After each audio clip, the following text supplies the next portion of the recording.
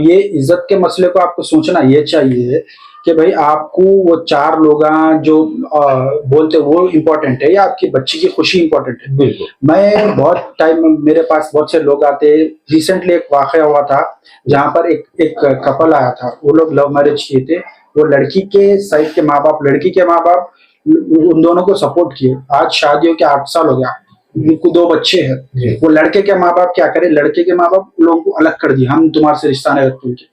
वो लड़की के मन में वो अपने माँ बाप के प्रति इतना है, वो हिंदू थे तो लोग बोले कि ये दुनिया में मेरे को भगवान है तो ये मेरे माँ बाप। आपको डिसाइड करना पड़ेगा कि वो चार लोग क्या बोलेंगे या मेरी बच्ची क्या सोचेंगे मेरे बारे में। आप जबरदस्ती शादी करके दे देंगे बच्ची को, आप बच्ची की जबरदस्ती शादी करके देंगे, वो जिंदगी भर आपको पसंद नहीं करेंगे, आपसे आंख में आंख मिला के बात नहीं करेंगे आपको।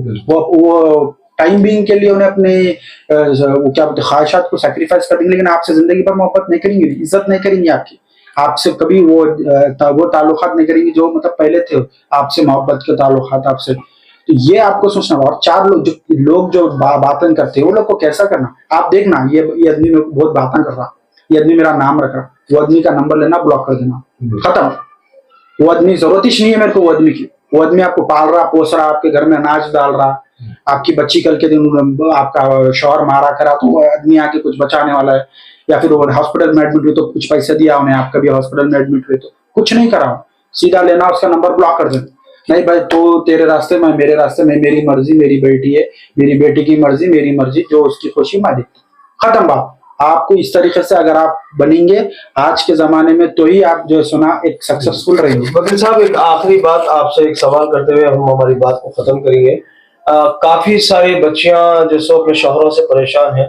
कुछ शौहरा ऐसे भी है बच्ची को तलाक भी नहीं दे रहे, अगर उन्हें खुला मांगी तो खुला भी नहीं दे रहे उसको, नहीं तो ऐसी रहना बल्कि उसको अटका के छोड़ दे रहे। वो बच्ची का ना खर्चा दे रहे ना, हालांकि लव मैरिज भी कर रहे, किसी की अरेंज मैरिज भी हो रही। मेरे को काफी सारे बच्चियां कॉल करते, कॉल करके बोलते मैं एक सोशल वर्कर हूँ। दिन भर में कई लोग मेरे को कॉल करते, मशवरे करते, सरवर भाई ये बंदा मेरे साथ में निकाह करा, हाल ही का है, यहीं राजेंद्र नगर में एक बहन है, मैं नाम नहीं बोलूंगा उनका।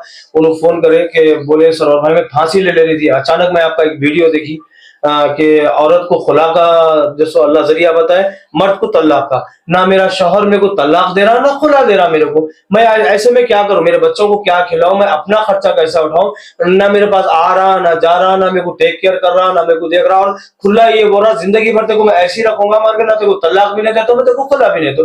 तो ऐसे में आप नौजवान बहनों को कुछ कानूनी तौर से रास्ता बताए कि ताकि वो अपनी परेशानियों को खत्म कर सके। बिल्कुल, ऐसे हालात में आपके पास 3 ऑप्शंस रहे कि एक तो ऑप्शन आपके पास काजी साहब के पास जाके, या शरई काउंसल्स बोल के रहते हैं, वो शरई काउंसल्स में आप जाके काजी साहब कन भी गए तो वकील साहब काजी साहब कन भी गए तो काजी साहब बोल रहे आपके हस्बैंड जब तक साइन नहीं करे आपका खुला नहीं होता।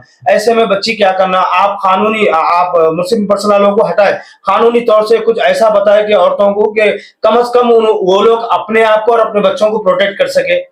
बिल्कुल, इसमें आपको एक सिंपल सा है कि आप हमारे पास आ सकते हैं। ये चीज को जो भी आप प्रॉब्लम फेस कर रहे हैं इसमें हम एक सिंपल काम ये करेंगे कि शरई एतबार से आपसे उन्हें टाइम कितने टाइम से आपसे दूर है जी। अगर 6 महीने 1 साल के ऊपर से आपसे दूर है उन्हें, तो आपके पास एक शरई एतबार से आपके पास एक राइट आ जाता, क्योंकि उन्हें आपके जो बेसिक नीड्स है और जो उसका ड्यूटीज है वो फुलफिल नहीं कर रहा, तो आपके पास एक शरई एतबार से आपके पास राइट आता कि आप उसको खुला दे दे। और खुला कैसा दे दे, आप एक नोटिस, हम हमारे पास आएंगे तो हम एक लीगल नोटिस भेजेंगे उसको। लीगल नोटिस में ये हम क्लेम करेंगे कि अगर तुम आके 15 दिन के अंदर रिकंसिलेशन नहीं करे हमारे साथ, तो हाईकोर्ट का एक ऑर्डर भी है कि हस्बैंड के कंसेंट के बगैर भी आप खुला ले सकते हैं।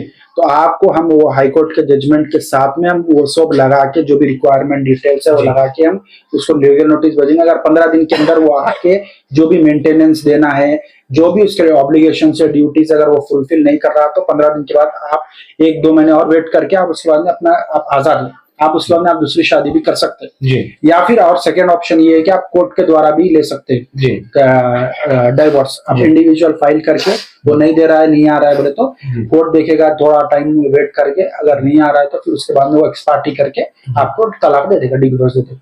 तो आपको उसकी कंसेंट के लिए जिंदगी भर बैठने की कोई जरूरत नहीं है। चलिए, बहुत अच्छी बात है जी।